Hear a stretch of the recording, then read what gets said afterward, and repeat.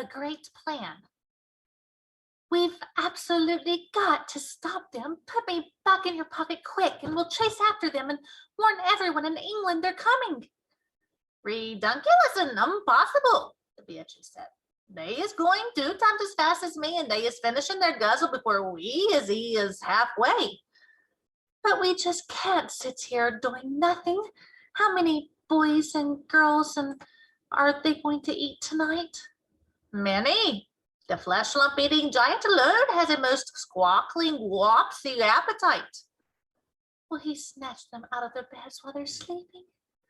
Like peas out of a pottle. I can't bear to think of it. Then don't.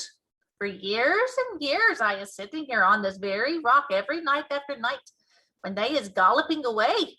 And I is feeling so sad for all the human beings that they is going to gobble up. But I has had to get used to it. There's nothing I can do. If I wasn't a titchy little runty giant of only 24 feet high, then I would be stopping them. But that is absolutely out of the window. Do you always know where they're going? Always. Every night they is yelling at me as they go bootling past. The other day they was yelling, "We is off to Mississippi and Miss Sorry to guzzle them both." Disgusting. I hate them. She and the big friendly giant sat quietly side by side on the blue rock in the gathering dusk. Sophie had never felt so helpless in her life. After a while, she stood up and cried out, "I can't stand it. Just think of those poor girls and boys who are going to be eaten alive in a few hours' time. We can't just sit here and do nothing. We have to go after those brutes." "No, we must. Why won't you go?" The BFG sighed and shook his head firmly. "I has told you 5 or 6 times, then the third will be the last. I is never showing myself to human beings." "Well, why ever not?" "If I do, they will be putting me in the zoo with all the giraffes and catty piddlers." "Nonsense," Sophie said. "And they will be sending you straight back to the orphanage. Grown-up human beings is not famous for the kindnesses. They is all squiffle rotters and grink sludgers." "That simply isn't true. Some of them are very kind indeed." "Who? Name one," the BFG said. The Queen of England. Can't call her a squiffle rotter or a grink sludger." "Well, you can't call her a squeak peep or a not mucher either," Sophie said, getting angrier and angrier. "The flesh lump eater is longing dearly to guzzle her up," the BFG said, smiling a little now. "Who? The Queen?" Sophie cried aghast. "Yes, the flesh lump eater says he's never eating a queen, and he thinks perhaps she has an especially scrumdily umptious flavor." "How dare he?" "But flesh lump eater says there's too many soldiers around her palace, and he daresn't try it." "He better not." "He is also saying he would like very much to guzzle one of the soldiers in his pretty red suit. But he is worried about those big black furry hats they is wearing. He thinks they might be sticking in his throat." "I hope he chokes." "Flesh lump eater is a very careful giant." Sophie was silent for a few moments, and then suddenly, in a voice filled with excitement, she cried out, "I've got it! By golly, I think I've got it." "Got what?" asked the BFG. "The answer. We'll go to the Queen. It's a terrific idea. If I went and told the Queen about these disgusting man-eating giants, I'm sure she'll do something about it." The BFG looked down at her sadly and shook his head. "She is never believing you. Never in a month of Mondays." "I think she would." "Never," said the BFG. "It is sounding such a wonky tall story, the Queen will be laughing and saying, 'What awful rub squash!'" "She would not." "Of course she would. I has told you before that human beings is simply not believing in giants." "Then it's up to us to find a way of making her believe in them." "And how is you getting in to see the Queen anyhow?" "Now hold on a second. Just you hold on a second, because I've got another idea." Your ideas is full of crodsquoggle. Not this one. You say that if we tell the queen, she would never believe us. I is certain she wouldn't. But we aren't going to tell her. We don't have to tell her. We'll make her dream it. That is even a more froth-bungling suggestion, said the BFG. Dreams is lots of fun, but nobody's believing in dreams either. You is only believing in a dream while you's actually dreaming it. But as soon as you's waking up, you're saying, oh, thank goodness it was only a dream. Don't worry about that part of it. I can fix that. Never can you fix it. I can. I swear I can. But first of all, let me ask you a very important question. Here it is. Can you make a person dream absolutely anything in the world?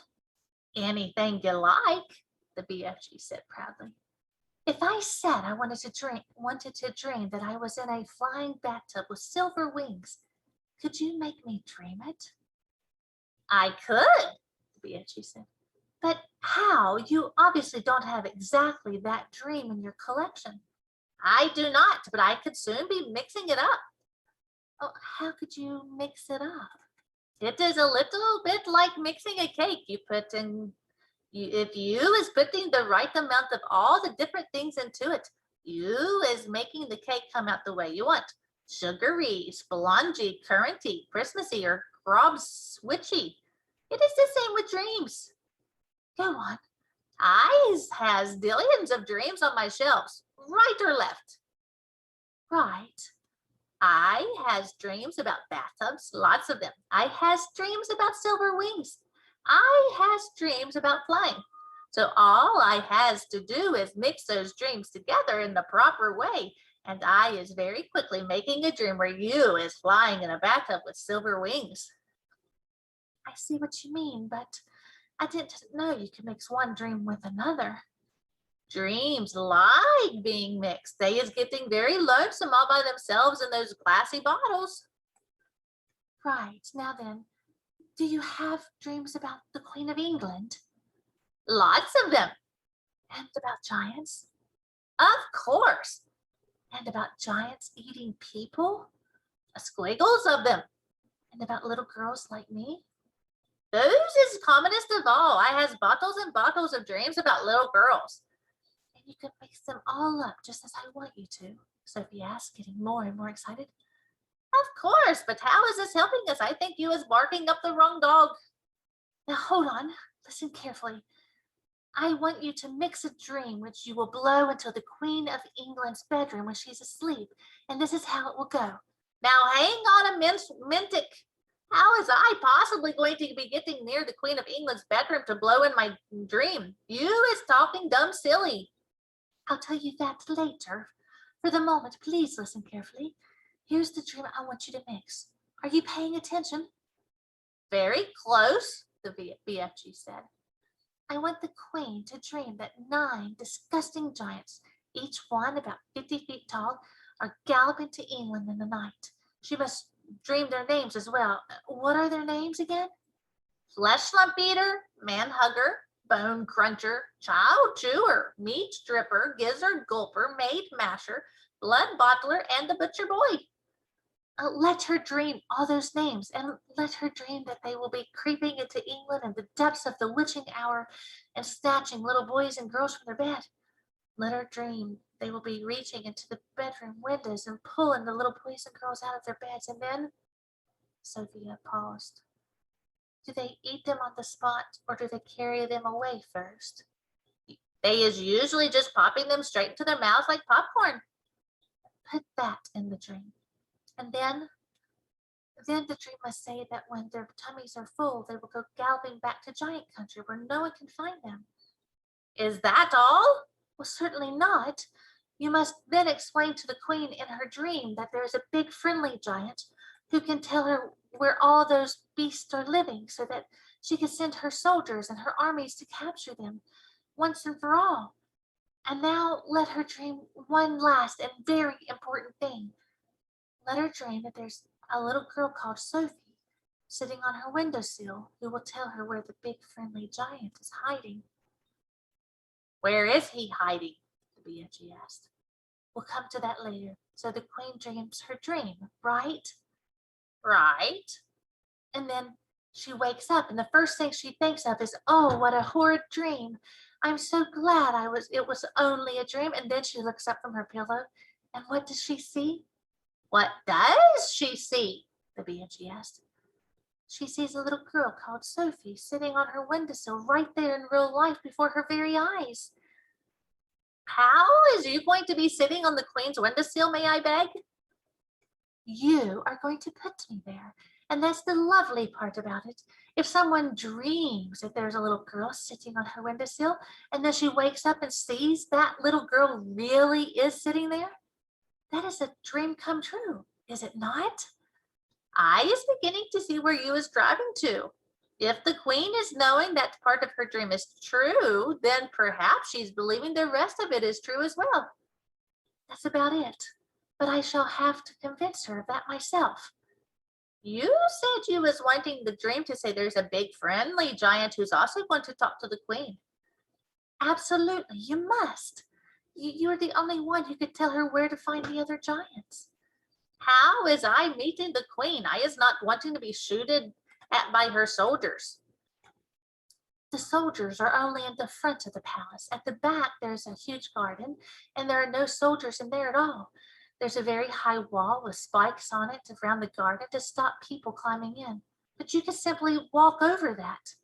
How is you knowing all this about the queen's palace? The BFG asked. Last year, I was in a different orphanage. It was in London, and we used to go for walks all around there.